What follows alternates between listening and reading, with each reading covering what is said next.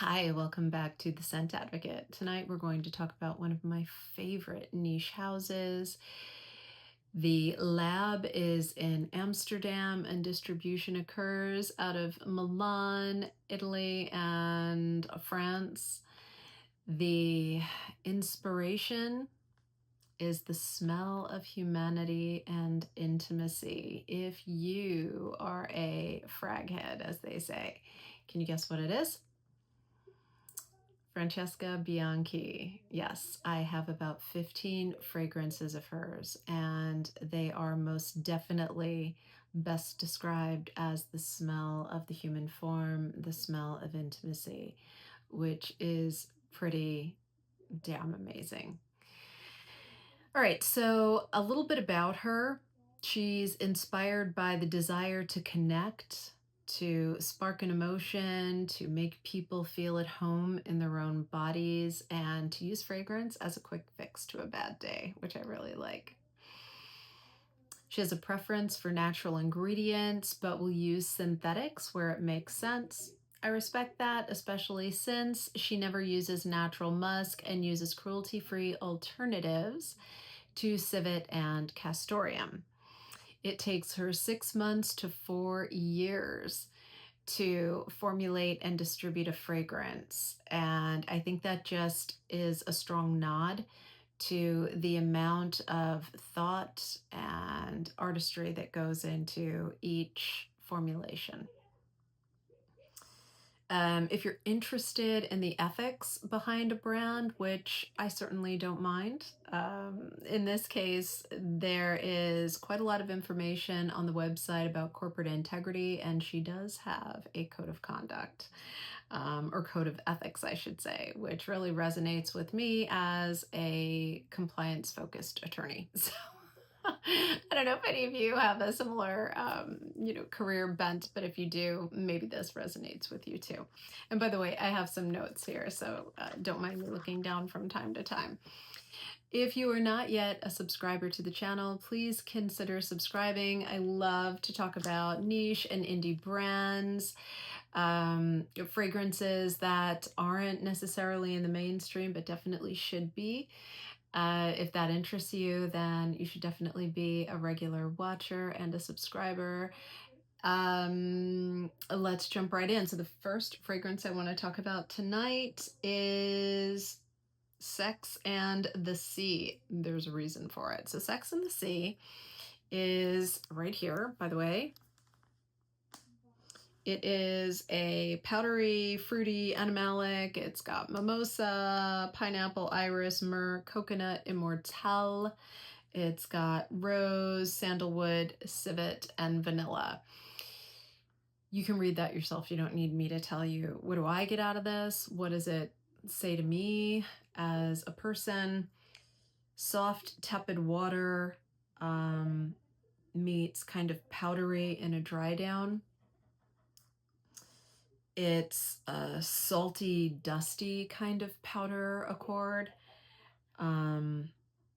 Your body after the shower you take when you've spent the whole day at the beach, and you come out and you're nice and clean, but there's still a slight hint of the ocean on you. That's Sex and the Sea. I adore it. It's an amazing fragrance, very, very singular. I haven't smelled anything like it. There is a Francesca Bianchi DNA, and this is in it. The interesting thing about this fragrance is it is the foundation for another fragrance, and that is Gauguin.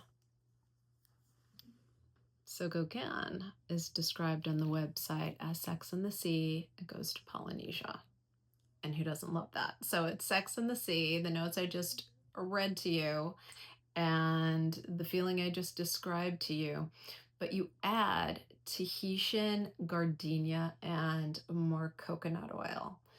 And I believe that mixture is called Manoi. And you mix in a little bit of floral, particularly yellow tropical floral, ylang ylang, and you have Gauguin. So of course, she was inspired by the artist Gauguin, and I think this is a completely different take. So, not to dispute the perfumer, of course, it's her fragrance, but I get something completely different. This doesn't feel like a flanker to Sex and the Sea. This has something else going on. A toasted rice. I get toasted rice out of this, and it is gorgeous. So the notes as listed on the site are bergamot, aldehydes, manoi, which is that tiare or Tahitian gardenia, vanilla, vetiver, musk, and amber. I suppose the vetiver and amber together could give it a kind of woody accord, a toasted rice maybe accord, I'm guessing. But it definitely has a toasted rice feel to me. It's warm, cozy, almost a little bit beyond Tahiti into perhaps Thailand. And I say that because I'm also a huge fan of Prin Lamrose fragrances, Stranger's Parfumerie, which I can talk about another time. I have quite a few of those. Wonderful stuff, just absolutely amazing. Cozy and tropical at the same time. I get that from this with the yellow florals, and the coconut is really muted. If you're thinking suntan oil from the 80s and 90s, that ain't it. So very sophisticated Gauguin. Check it out if you get a chance. This is one of her latest releases. Beautiful stuff. Moving on. Mariner's Rhyme. Mariner's Rhyme is special to me. Mariner's Rhyme is oceanic in a way that is distinct. Here it is, by the way. I should mention that most of these are extracts and 30 ml. As I was preparing to make this video, I was listening to some music, as I was taking notes, and Sturgill Simpson is the artist. The song is Breaker's Roar. And as I was writing the notes and preparing to talk about Mariner's Rhyme, I was listening to that in the background. If you've ever heard that song, if this fragrance had a song, that would be it. Breaker's Roar. This fragrance is, so it's got bergamot, ozone, lavender, elemi, orange blossom, iris, ambergris, oak moss, musk, patchouli, and incense. It's described as an aquatic sheep navigating a stormy sea. But to me, it is a salty, sharp stone. A big one, like something on a jetty. And then there's some kind of sea moss. The sea is cold and bold. It's aquatic, but it's a bold aquatic. It's not a soft, warm aquatic. It's the kind of aquatic that requires you to wear a fisherman's sweater. It's not just any aquatic. This is an Arctic ocean, a cold sea. That's what this is. And you're wrapped in that sweater and you're safe from the elements, but your face is still exposed to them. And it's just an amazing bond of your humanity and the elements out on that cold Arctic Ocean. That's what you get from this. Unbelievable stuff. Again, I haven't smelled anything quite like it. And it is the humanity. It is that human skin underneath the fisherman's sweater that really resonates with this fragrance. And by the way, if you get a chance to smell it while listening to that song, you'll have the entire experience. I think it could only be bested if you were actually on a fishing boat in the North Atlantic wearing a white fisherman's sweater and one of those, kind of yellow fisherman's rain caps. Yes, complete the look. All right. Moving on, we've got another gem from the fragrance, Luxe Velupte. What is it? Right here. You can see I've made quite the dent in that one. Again, we're looking at 30 ml extrait.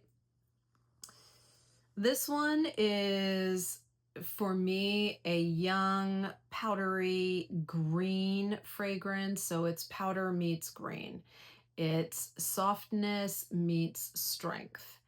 It's got a hint of cocoa and chocolate and amber in the dry down. Oh yeah. There is definitely, by the way, a DNA going on, a Francesca Bianchi DNA that you get from fragrance to fragrance, and it is prominently present in Luxe Velupte. The notes in this are bitter orange, green citrus, galbanum, hyacinth, tropical fruity, ylang-ylang, iris benzoin, sandalwood, vetiver, and opopanax. Again, in the first impression kind of box, it's youthful strength meets the softness, the powdery softness that comes through from that iris and hyacinth. I really don't get tropical fruit in this. The green from the bitter orange and the green citrus, most definitely. And the vetiver, yeah, you get that. But again, these are really hard to describe. These aren't fragrances you describe, right? These are fragrances you experience. This is truly, a human. It captures your humanity. It's beautiful. If that probably sounds a little bit dramatic, but hey, am I wrong? If you've tried these, let me know if you think I'm wrong on that. These are extraordinary. There's nothing quite like this that I've ever experienced, like ever, and I've smelled a lot of fragrances. Luxe Velupte. All right, moving on. Libertine Neroli. This one I tested for a while before I got. I just was like, it's too much. It's too bold. It's too libertine. And then I couldn't stop thinking about it. And I tested it again and again. And I'm like, this is getting ridiculous. I probably should just buy a bottle, which I did. Yeah. Wow. So the notes in this are bergamot, petitgrain, neroli, geranium, iris. They're animalic notes, leather, labdanum, benzoin, and oak moss. So again, that sheep feel from the oak moss. What do I get from it? What's my impression? It's a true, tart, sharp, powdery, astringent neroli. This is a great neroli. It's prettiness and innocence in its singular form of purity, right? And it's boldly at odds with the sharpness of the neroli, the astringent nature of the neroli.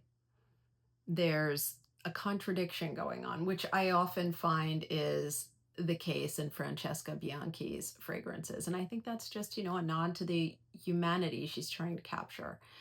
We are contradictions. There's so much about us that, as soft as we are, as emotional as we are, we can be bold and striking at the same time. So this is yet another example. This is audacious.